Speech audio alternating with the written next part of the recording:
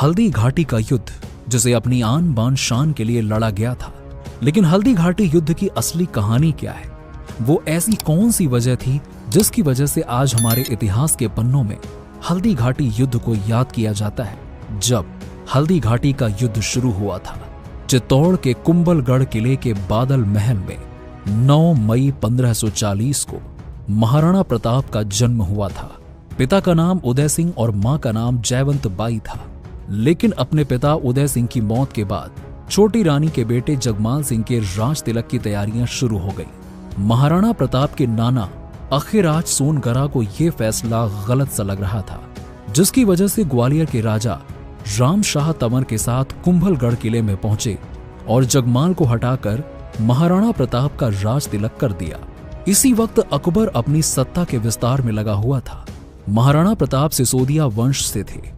सिसोदिया वंश और मुगलों के बीच 3 पीढ़ियों से दुश्मनी थी। एक समय तो राणा के पिता उदय सिंह को हराकर मुगलों ने चित्तौड़ पर कब्जा कर लिया था। राणा प्रताप का राज तिलक हुए 4 साल भी नहीं बीते थे कि फिर से मुगलों से सामना हो गया, जिसके बाद यह लड़ाई 18 जून 1576 को मेवाड़ के राणा महाराणा प्रताप की सेना और आमेर के महाराजा मान सिंह प्रथम के नेतृत्व में मुगल सम्राट अकबर की सेनाओं के बीच में लड़ा गया। लड़ाई की शुरुआत उस वक्त से हुई जब अकबर राजपूत क्षेत्रों पर नियंत्रण हासिल करके अपने शासन क्षेत्र को बढ़ाने की योजना बना रहा था। अपने पिता उदय सिंह की मृत्यु के बाद इनके पुत्र महाराणा प्रताप ने मेवाड़ की कमान संभाली। फिर से अकबर ने कई बार बात की, लेकिन प्रतापों ने मुगलों की एक न मानी और अकबर ने प्रताप से युद्ध का फैसला किया। इतिहासकार रिमा हुजा ने बताया कि हल्दी घाटी के युद्ध में राजपूतों के संख्या बल का अंदाजा नहीं लगाया जा सकता है, लेकिन मेवाड़ की सेना अकबर की सेना के सामने काफी छोटी थी। इसके बाद युद्ध में मेवाड़ की सेना को काफी नुकसान हुआ। इसके बाद अकबर दिल्ली से चलकर अजमेर आया।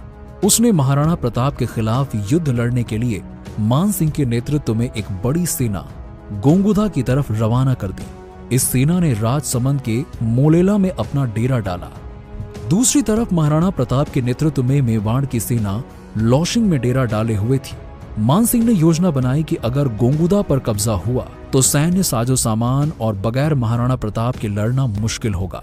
हल्दी घाटी मोलेला और लोशिंग के बीच ही पड़ती है, लेकिन मुख्य लड़ाई हल्दी घाटी नहीं बल्कि वहां से 4 किलोमीटर दूर रक्त तलाई में हुई थी, जो उदयपुर से 40 किलोमीटर दूर पड़ती है। इसका दर्रा इतना सकरा था कि एक बार में सिर्फ एक बैलगाड़ी निकल सकती थी। मुगल सेनापति मान सिंह की रणनीति थी कि राणा के सैनिकों को लड़ते लड़ते दक्षिण की तरफ खुले मैदान में लाया जाए।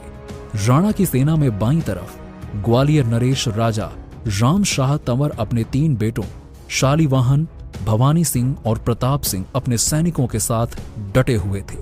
राम शाह का पोता बलभद्र भी लड़ने पहुंचा था। राम शाह ने राणा को कहा था कि दर्रे पर मुगलों को घेर लेंगे तो जीत आसान होगी, क्योंकि सकरे रास्ते से एक साथ ज्यादा सैनिक नहीं निकल पाएंगे, क्योंकि मुगलों की सेना 4 गुना बड़ी थी। मतलब राणा के एक सैनिक पर 4 मुगल थे। युद्ध के मैदान में सेना जुटती है और जो सबसे आगे की पंक्ति थी उसे हरावल दस्ता कहते हैं।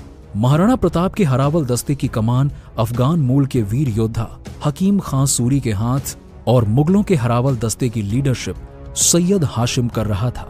महाराणा प्रताप के बाईं तरफ ग्वालियर की सेना और अपने बेटे और पोते के साथ राम शाह तंवर खड़े थे, तो वहीं दाईं तरफ का नेतृत्व झाला बिंदा के पास था, जो महाराणा प्रताप के प्रमुख सहयोगी थे। राणा प्रताप अपने घोड़े चेतक पर बीच में थे। खमनोर में मुगलों की सेना से राणा का सामना हुआ। उस वक्त राणा की सेना पहाड़ की ऊंचाई पर थी। युद्ध का नियम होता है कि अगर आप ऊंचाई पर हैं तो ताकत 10 गुना बढ़ जाती है। यहां यही हुआ। 4 गुना बड़ी मुगलों की सेना भागने लगी। कहते हैं कि मेवाड़ हारने में महाराणा प्रताप ने यहीं पर गलती की थी। उन्होंने हुक्म दिया कि अकबर की सेना का पीछा करो। युद्ध कला के निपुण राम शाह ने इसे मुगलों की चाल बताकर रोका भी, लेकिन तब तक देर हो चुकी थी। राणा की सेना मुगलों का पीछा करते करते रक्त तलाई के मैदान में पहुंच गई। मैदान में मुगल भारी पड़े। महाराणा प्रताप को बचाने में झाला बिंदा शहीद हो गए। अकबर की सेना के सरदार मेहतर खां ने तभी अफवाह फैला दी कि राजा राम शाह भी अपने बेटों के साथ मारे गए। राम शाह और उनके बेटे क्रोधित हो गए और युद्ध में भयंकर लड़ाई की। शाम ढलने तक जब तक युद्ध रुका, राम शाह अपने तीनों बेटों और पोतों के साथ शहीद हो गए। यहीं का प्रसंग है जो कहता है कि महाराणा प्रताप जंगल में चले गए और घास की रोटियां खाई। चित्तौड़ जीतने जा रही राणा की सेना मेवाड़ का भी काफी हिस्सा हार गई। गोंगुदा के किले पर मुगलों का कब्जा हो गया। राणा प्रताप जंगल में गए तो भीलों का साथ मिला। उन्होंने गोंगुदा के किले में पहुंचने वाली रसद सामग्री की सप्लाई रोक दी। किले में बैठे मुगल भूख से बिलखने लगे। इसके बाद भोजन की तलाश में मुगल सैनिक किले से बाहर निकलते तो राणा प्रताप भीलों के साथ मिलकर उनका खात्मा कर देते थे।